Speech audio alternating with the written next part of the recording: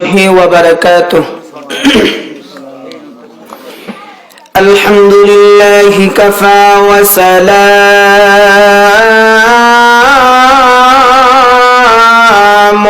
على عباده الذين اصطفى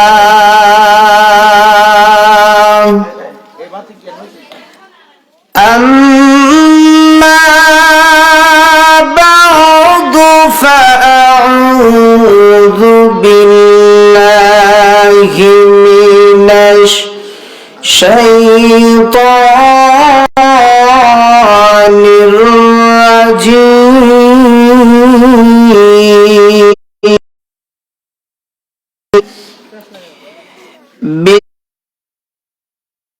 بسم الله إلا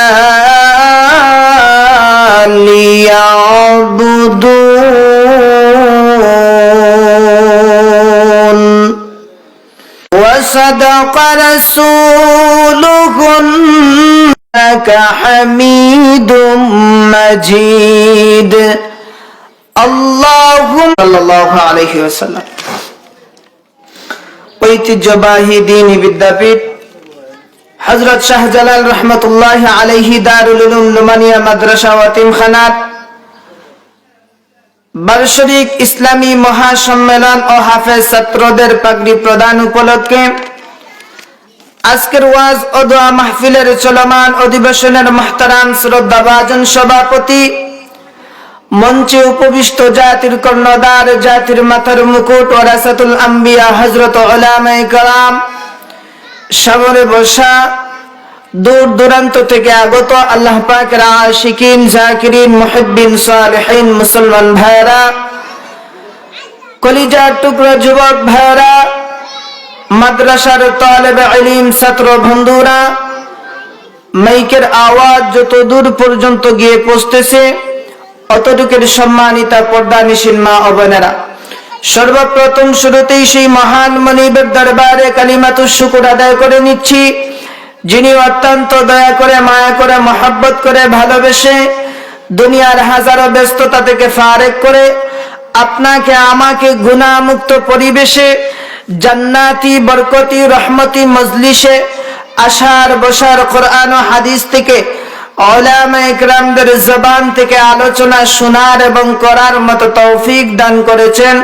সেই মহান মনিবের দরবারে সকলেই অন্তরের অন্তঃস্থল থেকে কালিমাতুশ শুকর আদায় করি, জবান খুলে পড়ি আলহামদুলিল্লাহ। আলহামদুলিল্লাহ।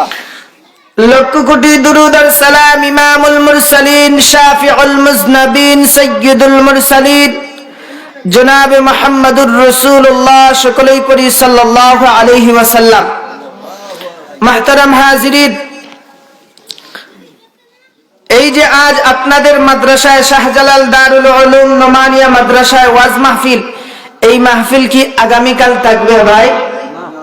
থাকবে না, আজকেই শেষ হয়ে যাবে, রাত 10টা পর্যন্ত মাহফিল হবে। আগামীকাল এই মাহফিল থাকবে না, অতএব আজকেই আমার আপনার জন্য সুযোগ, কথা কোন ঠিক কিনা? আল্লাহ রাব্বুল আলামিন বান্দা বান্দীদেরকে কিন্তু সব সময় সুযোগ দেন না, এইভাবে মাঝে মধ্যে সুযোগ দেন, কথা কোন ঠিক কিনা?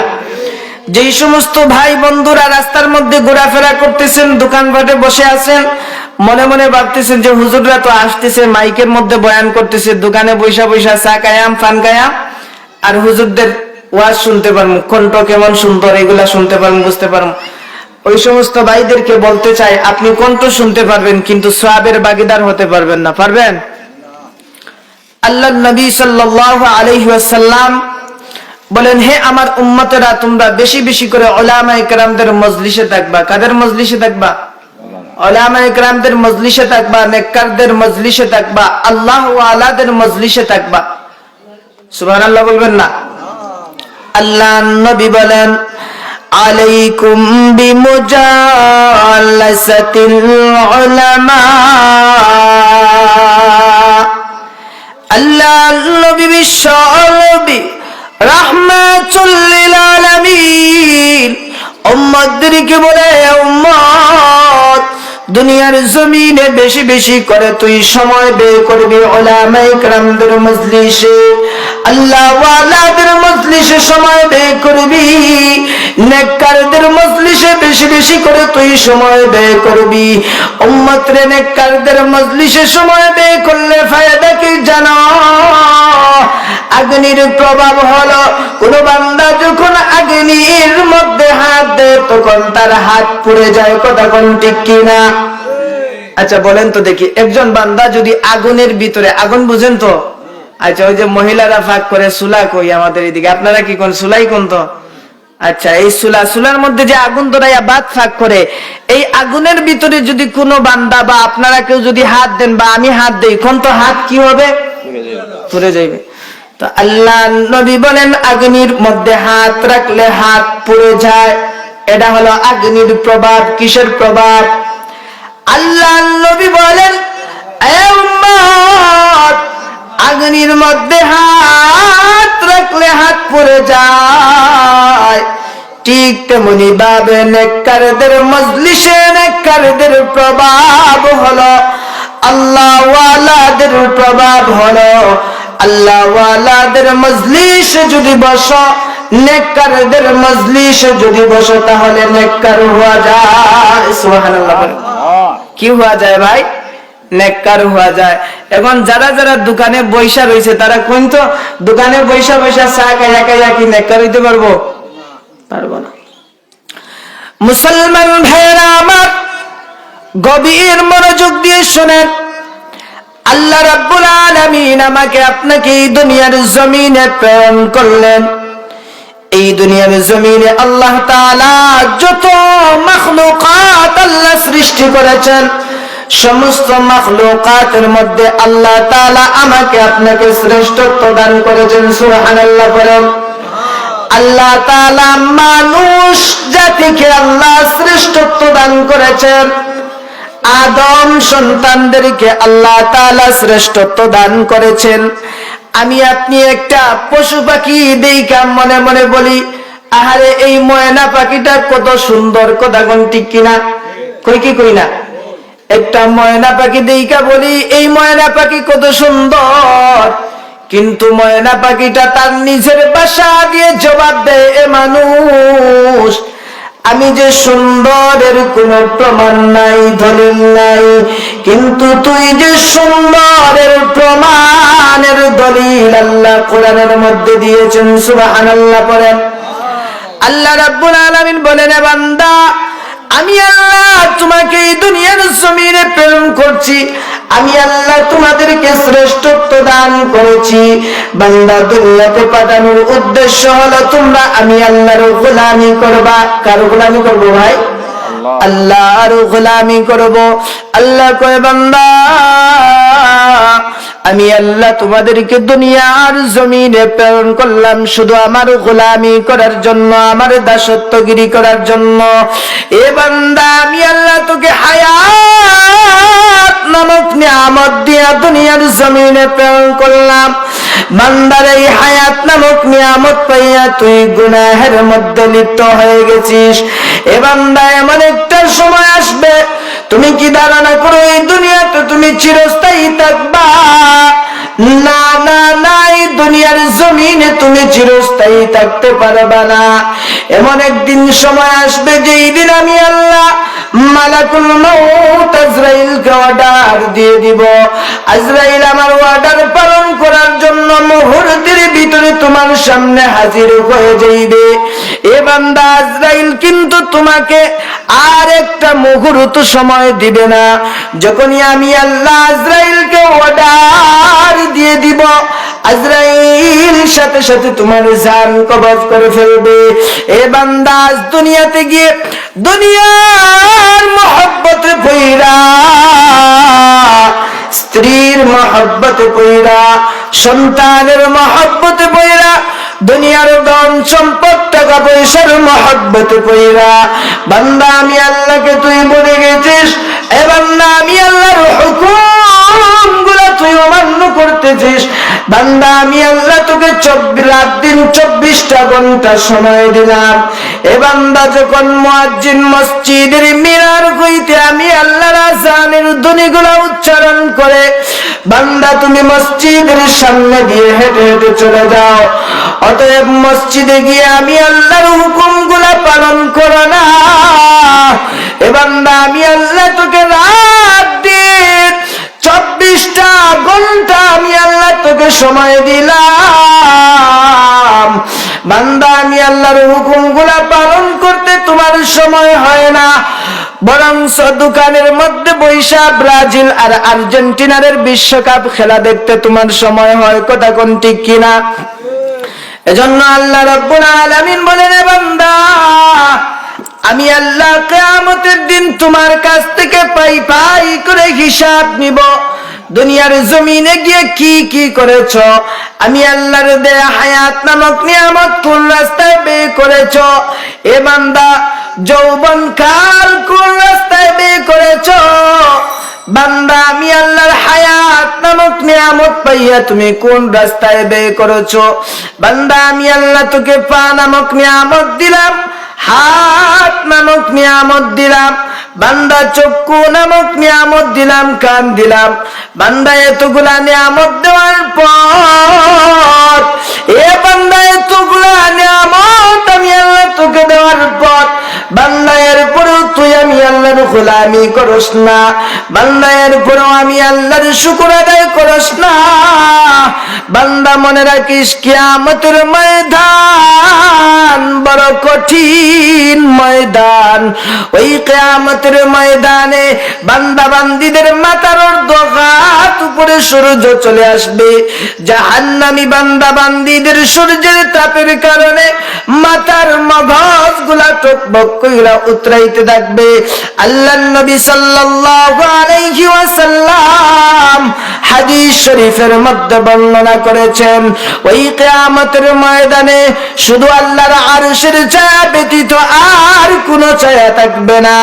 এ যুবক বন্ধু তোমাকে বলি শুনো, এই যৌবন পাইয়া যৌবনের তাড়নায় পইরা গুনাহের মধ্যে লিপ্ত হইতেছ রে যুবক, এর জবাব কিন্তু আল্লাহর আদালতে দিতে হবে। এ যুবক আল্লাহ রাব্বুল আলামিন তোমাকে যৌবন নামক নিয়ামত দান করেছেন। এই যৌবন কালে যদি তুমি আল্লাহর গোলামি করতে পারো, আল্লাহর দাসত্বগিরি যদি করতে পারো, আল্লাহর হুকুম গুলা মেনে যদি তুমি চলতে পারো, যুবক মনে রাখো আমার আল্লাহ তোমার নাম তার ওয়ালির খাতার মধ্যে লিখে রাখবেন। সুবহানাল্লাহ পড়েন। এজন্য মুহতারাম হাজিরিন, বুঝে থাকলে বলুন তো দেখি আল্লাহ তাআলা আমাদেরকে এই পৃথিবীতে কিসের জন্য প্রেরণ করছেন? তার গোলামি করার জন্য। কিসের জন্য ভাই? তার গোলামি করার জন্য, তার দাসত্বগিরি করার জন্য। আজ আমি আপনি আল্লাহর দেয়া নিয়ামত পাইয়া আল্লাহর নিয়ামতের শুকরিয়া আদায় করি না। আল্লাহ রাব্বুল আলামিন আমাকে আপনাকে এতগুলা নিয়ামত দান করেছেন। এই চক্ষু নামক নিয়ামত আল্লাহ আমাকে আপনাকে দান করেছেন। এই চক্ষু আল্লাহ কিসের জন্য দান করছেন ভাই জানেননি? এই চক্ষু দিয়ে দোকানের মধ্যে বৈশা বিশ্বকাপ খেলা দেখার জন্য কিন্তু আল্লাহ দেয় নাই।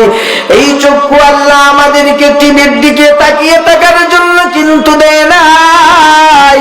এ যুবক এই চক্ষু কিন্তু আল্লাহ আমাকে আপনাকে রাত বড় জেগে তাইকা ফেসবুক চালানোর জন্য আল্লাহ দেয় নাই। আল্লাহ কয় বান্দা এই চক্ষু আমি তোকে দিয়েছি, এই চক্ষু দিয়ে তুই ভালো কাজ ভালো জিনিসগুলা দেখ, এই চক্ষু দিয়ে তুই আমি আল্লাহর কোরআন দেখে দেখে তিলাওয়াত কর।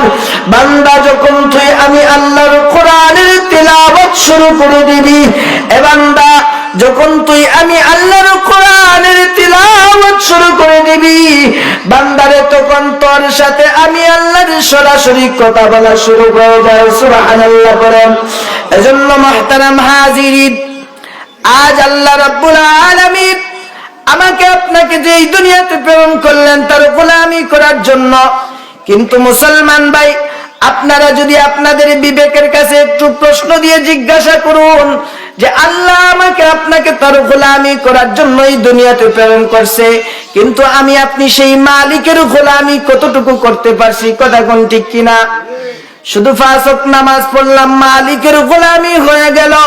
না না না, আমি শুধু নামাজ পড়লাম, আমার ফ্যামিলির কেউ নামাজ পড়লো না। আমি শুধু কোরআন তিলাওয়াত করলাম আর আমার ফ্যামিলির কেউ কোরআন তিলাওয়াত করলো না, এভাবে কিন্তু চলবে না। আমি শুধু একা একা মসজিদের কোনায় বসে নামাজ পড়লাম, 5 ওয়াক্ত নামাজ পড়ার পর তাসবিহ পাঠ করতে করতে আঙ্গুলের আগা পর্যন্ত গা করে ফেললাম, কিন্তু আমার ফ্যামিলিতে আমার স্ত্রী নামাজ পড়ে না, আমার মেয়ে নামাজ পড়ে না, আমার ছেলে নামাজ পড়ে না, এক কথায় আমার ফ্যামিলির কেউ নামাজ পড়ে না, শুধু আমি নামাজ পড়ি। এইভাবে নামাজ পড়লে ভাই চলবে না। আল্লাহ তাআলা কুরআনুল কারীমের মধ্যে বলেন, এ বান্দা তুমিও জাহান্নামের আগুন থেকে বাঁচো এবং তোমার আহালদেরকেও জাহান্নামের আগুন থেকে বাঁচাও। এজন্য বুঝে থাকলে বলুন তো দেখি, শুধু আমরা একা মালিকের গোলামি করলে চলবে না আমাদের ফ্যামিলির সবাইকেও আল্লাহর গোলামি করাইতে হবে? সবাইকে। শুধু একা একা নামাজ পড়লে চলবে না। আমি একা নামাজ পড়লাম, আমার বউ নামাজ পড়লো না, আমার স্ত্রী নামাজ পড়লো না, মেয়ে নামাজ পড়লো না, স্কুল থেকে আসলো, কলেজ থেকে আসলো, ব্যাগ ইটা মাইরা খাটের উপর রাখলো, পোশাক টুশাক পরিবর্তন করলো, গোসল টুসল করলো, আর রিমোট দিয়া চুইস দিল, টিভি চাললো, ঠেঙ্গের উপর টেন তুইলা দেখতেছে। এই যে নতুন খেলা শুরু হয়েছে, বিশ্বকাপ খেলা, রাত ভর ছেলে মেয়ে মা বাপ সবাই একসাথে দেখতেছে কি দেখতেছে না? ভাই চিন্তা করুন, আমাদের দিমাগ, আমাদের চিন্তা চেতনা কতটুকু নিচু পর্যায়ে গেছে। আমাদেরকে এই দুনিয়াতে আসলাম, আমরা কিসের জন্য আসছি আর আমরা করতেছিটা কি? এই দুনিয়াতে কি আমি আপনি চিরস্থায়ী থাকতে পারবো ভাই? চিরস্থায়ী থাকবো না, চিরস্থায়ী থাকতে পারবো না। আমার আপনার চাইতে আরো বড় বড় শক্তিশালী এই দুনিয়াতে ছিল কি ছিল না? কিন্তু সবাই কেউ কি থাকতে পারছে? থাকতে পারে নাই। সবাই একদিন না একদিন চলে যাইতে হবে, কথা কোন ঠিক কিনা? সবাই একদিন না একদিন মৃত্যুবরণ করতে হবে। এজন্য এই দুনিয়াটা তো হচ্ছে ক্ষণস্থায়ী জিন্দেগি। এই দুনিয়া কি জিন্দেগি ভাই? ক্ষণস্থায়ী জিন্দেগি, আজ আছে কাল নাই, শেষ। এই দুনিয়া হলো ক্ষণস্থায়ী জিন্দেগি। আমি আপনি যদি আজকে মৃত্যুবরণ করে ফেলি, আর দুনিয়াতে আমার আপনার কিছুই থাকবে না। এ মুসলমান ভাই, ধন সম্পদ টাকা পয়সা বাড়ি গাড়ি নারী ছেলে মেয়ে সব কিছু যার যার জায়গায় থেকে যাইবে, কিন্তু থাকবে না আমি আপনি। আল্লাহর নবী সাল্লাল্লাহু আলাইহি ওয়াসাল্লাম হাদিস শরীফের মধ্যে বলেন, বান্দা বান্দি মৃত্যুবরণ করার পর ওই বান্দা যখন মৃত্যুবরণ করে ফেলে, মৃত্যুবরণ করার পর তার আওলাদরা তাকে গোসল করাইয়া কাফন পরাইয়া যখন জানাজার নামাজ পড়ানোর জন্য মাঠের ময়দানে নিয়ে যায়, জানাজার নামাজটুকু পড়াইয়া যখন বান্দাকে তার আওলাদেরা কবরের ভিতরে মাটি দিয়ে রাইখা চলে আসে, আল্লাহর নবী সাল্লাল্লাহু আলাইহি ওয়াসাল্লাম বলেন, বান্দাকে যখন কবরের ভিতরে রাখা হবে, কবরের ভিতরে রাখার পর দুইজন ফেরেশতা কবরের ভিতরে আসে, আইসা ওই বান্দাকে উঠাইয়া বসাইয়া আল্লাহর ফেরেশতা ওই মৃত ব্যক্তিকে ওই কবরের ভিতরে যেই বান্দা মৃত্যুবরণ করেছে, ওই কবরের ভিতরে বান্দাকে আল্লাহর ফেরেশতারা প্রশ্ন করতে থাকে, এ বান্দা আমার রাব্বুকা, বলো তো তোমার রব কি? বান্দা যদি দুনিয়াতে রবের হুকুম মতে চলে, বান্দা যদি দুনিয়াতে রবের হুকুম গুলা মেনে চলে, বান্দা বান্দিরা যদি দুনিয়াতে আল্লাহর হুকুম গুলা মেনে চলে, তাহলে ওই বান্দা কবরের ভিতরে তার রবের পরিচয় দিতে পারবে, কথা বলেন ঠিক কিনা? আর যদি বান্দা দুনিয়াতে রবের হুকুম মতে চলে নাই, রবের হুকুম গুলা পালন করে নাই, নামাজ পড়ে নাই, হালাল হারাম মেনে চলে নাই, পর্দা করে নাই, গুনাহের মধ্যে লিপ্ত ছিল, গুনাহ করেছে, অন্যায় করেছে, অশ্লীল বেহায়াপনা কাজগুলো করেছে, এক কথায় যদি বান্দা দুনিয়াতে রবের হুকুম মতো চলে না, তাহলে ওই বান্দা কবরের ভিতরে রবের পরিচয় দিতে পারবে না। ফেরেশতারা প্রশ্ন করবে আর বান্দা বলবে লা আদরি, আমি কিছুই জানি না, কিছুই জানি না। এজন্য মুহতারাম হাজিরিন, আল্লাহর নবী সাল্লাল্লাহু আলাইহি ওয়াসাল্লাম হাদিস শরীফের মধ্যে বলেন, ও দুনিয়ার বান্দা বান্দিরা, কবর কারোর জন্য জান্নাতের বাগান, আবার কবর কারোর জন্য জাহান্নামের গর্ত হয়ে যাইবে।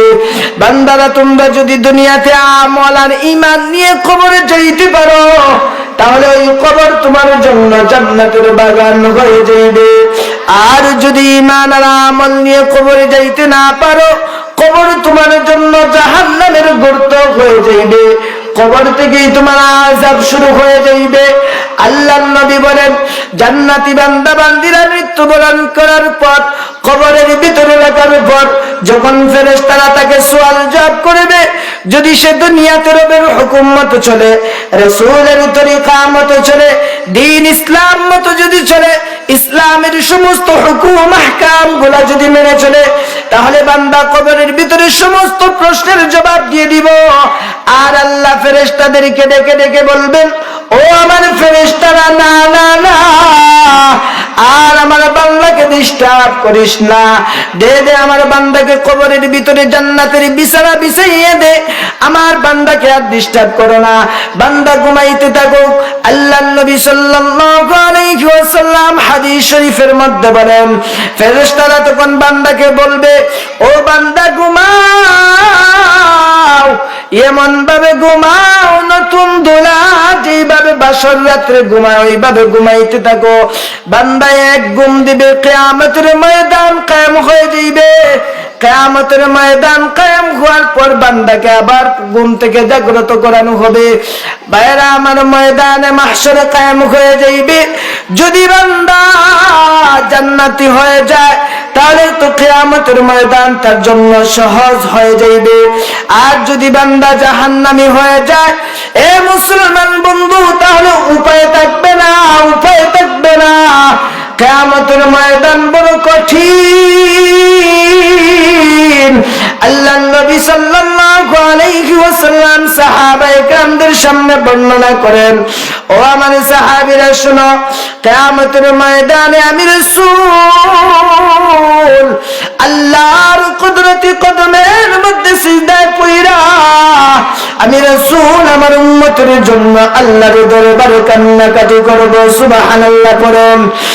আদম নবী থেকে নিয়ে সমস্ত নবী পর্যন্ত কেউ তাদের উম্মতের জন্য চিন্তা করবে না, সবাই নিজের চিন্তায় বেহুশ হয়ে থাকবে।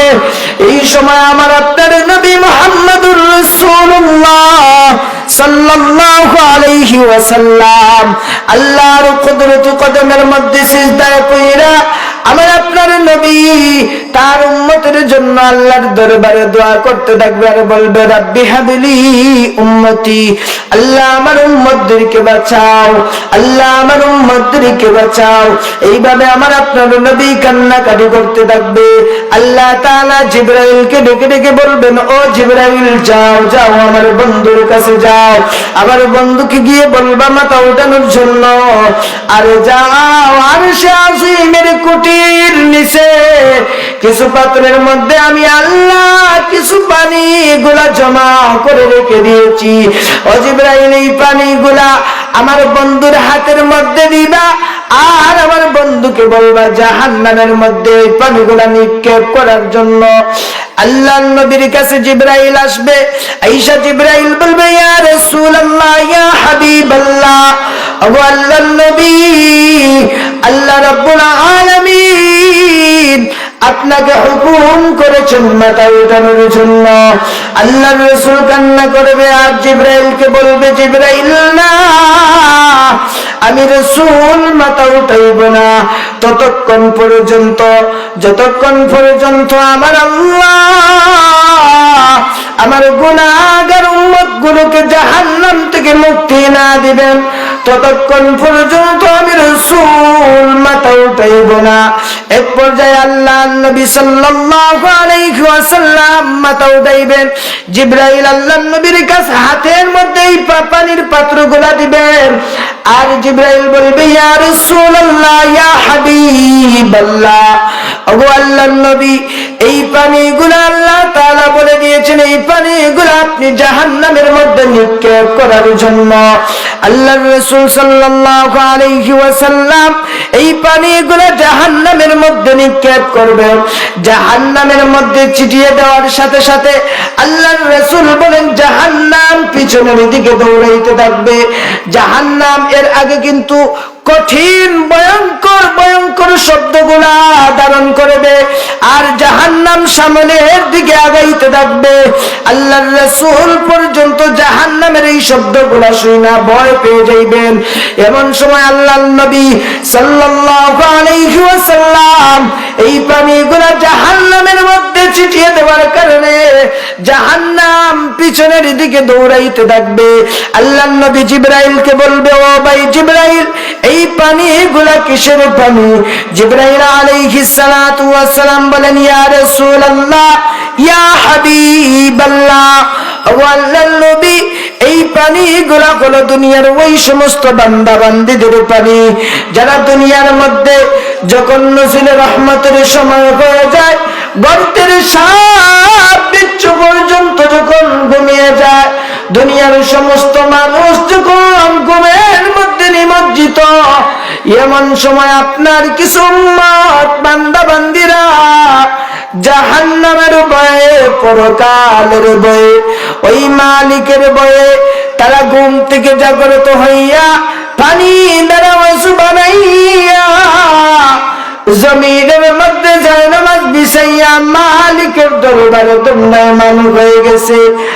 আর ওই বান্দা বান্দীরা জাহান্নামের ভয়ে নামাজ শেষ করে আল্লাহর দরবারে কান্নাকাটি করে আর জাহান্নাম থেকে মুক্তি চায়।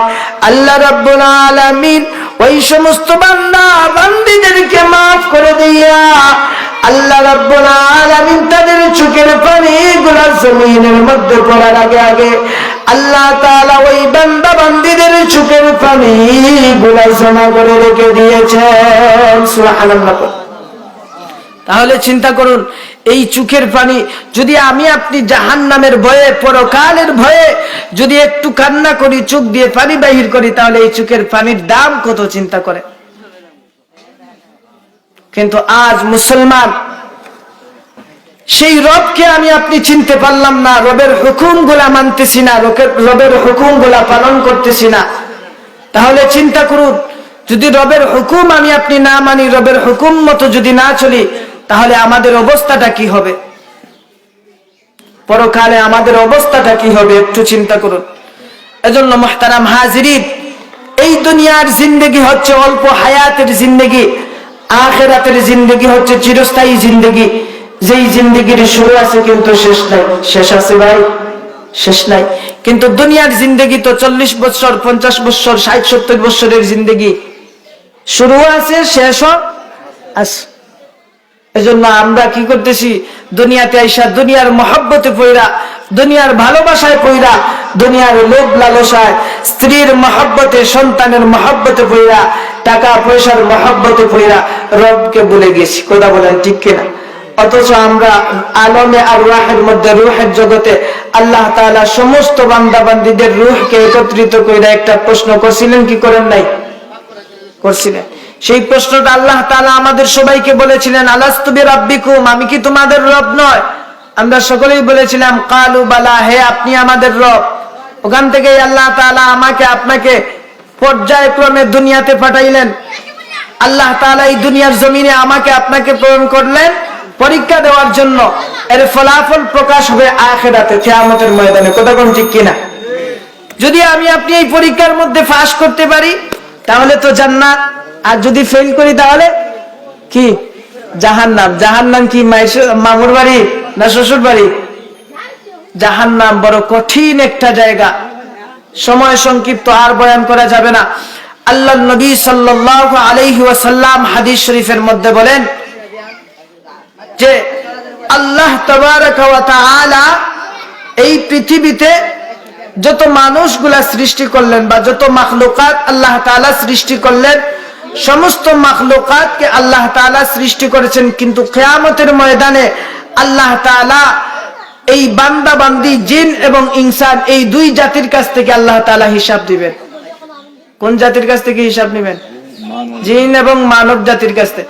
আল্লাহ তাআলাও আমার তিলাওয়াতকৃত আয়াতের মধ্যে বলেন, ওয়া মা খালাকতুল জিন্না ওয়াল ইনসা ইল্লা লিয়াবুদুন। আল্লাহ তাআলা আমার তিলাওয়াতকৃত এই আয়াতের মধ্যেই বলেন যে হে দুনিয়ার বান্দা বান্দিরা শুনো, আমি আল্লাহ এই দুনিয়াতে জিন জাতি এবং মানব জাতি প্রেরণ করেছি একমাত্র আমি আল্লাহর গোলামি করার জন্য, আমি আল্লাহর দাসত্বগিরি করার জন্য। অথচ আমি আপনি কি ধারণা করি যে আল্লাহ তাআলা আমাকে আপনাকে অনার্থকভাবে সৃষ্টি করছেন, কিন্তু এই ধারণাটা ভুল। আল্লাহ তাআলা আমাকে আপনাকে অনার্থকভাবে সৃষ্টি করেন নাই, একটা উদ্দেশ্য নিয়ে, একটা মাকসুদ নিয়ে আল্লাহ তাআলা আমাকে আপনাকে সৃষ্টি করেছেন। সেই উদ্দেশ্যটা কি ভাই? আল্লাহর গোলামি করা। সেই উদ্দেশ্যটা কি? আল্লাহর গোলামি করা। কিন্তু আমি আপনি আল্লাহর গোলামি কতটুকু করছি? করতে পারছি? এজন্য বলেন তো দেখি, এখন আল্লাহর গোলামি করার প্রয়োজন আছে না নাই? আছে। তাহলে করব তো ইনশাআল্লাহ। আল্লাহ তাআলা আমাদের সবাইকে মৃত্যুর আগ পর্যন্ত আমাদের সবাইকে তার গোলামি করার মতো তৌফিক দান করুন। আমরা সবাই বলি আমিন।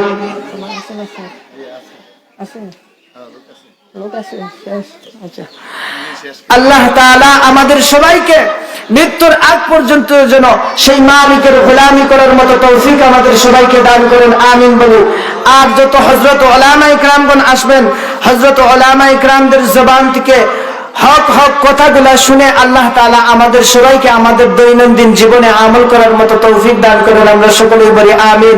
মুহতারাম হাজিরিন, আপনাদের সামনে যা আলোচনা করলাম, যদি এই কথাগুলোর মধ্যে